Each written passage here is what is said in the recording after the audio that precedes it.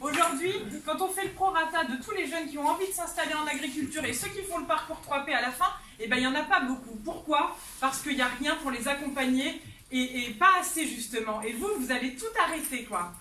Vous allez tout arrêter ces financements à l'émergence. Alors expliquez-nous comment vous voulez repeupler les campagnes. Comment vous voulez le faire concrètement? C'est pas en formant les 200 000 paysans qui vont rester qu'on va repeupler les campagnes. Alors est-ce que c'est une volonté? Dans ces cas-là, affichez-le clairement. Affichez-le que vous voulez plus de paysans dans les campagnes. J'ai rien d'autre à dire. Moi, je veux des voisins demain et je veux des jeunes autour de moi et je veux que les fermes soient reprises. Et je suis pas dans le monde des bisounours, hein. Non, non. Parce que j'en vois plein des gens à l'émergence, des gens qui sont qualifiés, qui ont fait des études, mais qui ont juste besoin qu'on les aide à rentrer dans le milieu. Tout simplement. Et le parcours 3P, ça vient après. Là, vous allez nous mettre en concurrence avec le parcours 3P. Nous, on a toujours dit que nos dispositifs n'étaient pas du tout en concurrence avec ce que fait la Chambre. Là, vous allez nous mettre clairement en concurrence avec eux. Et du coup, il va falloir bidouiller, il va falloir trouver plein de façons de faire, quoi. Toutes les personnes qui aujourd'hui étaient financées avec de l'émergence, il y en a une grosse partie qui ensuite passait par une installation aidée et donc par les 3P. Donc aujourd'hui, on ne comprend pas, quoi. On ne comprend pas. Vous enlevez le 30 pour les 3P, c'est tout. Après ça...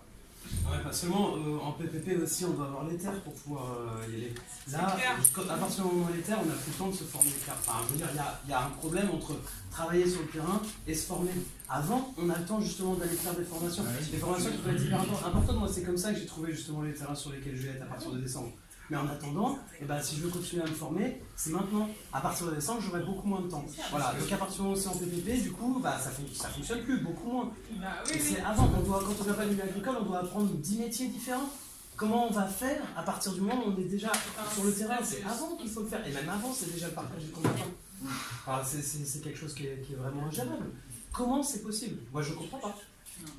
Enfin, je sais pas, vous avez sûrement des raisons à nous expliquer. Moi, c'est grâce à ça que vraiment que j'ai pu avancer, trouver un terrain, trouver quelqu'un avec qui il y aura peut-être moyen de s'associer. C'est par toutes ces formations avant.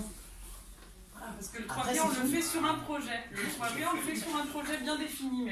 Mais avant, comment on fait pour réfléchir au projet qu'on veut avoir? Parce que l'agriculture, c'est large. Comment on fait pour décider de changer de système, pour décider de faire de la vente directe? Décidément, madame, laissez-nous lire, enfin on s'informe. On lit le contrat de solution.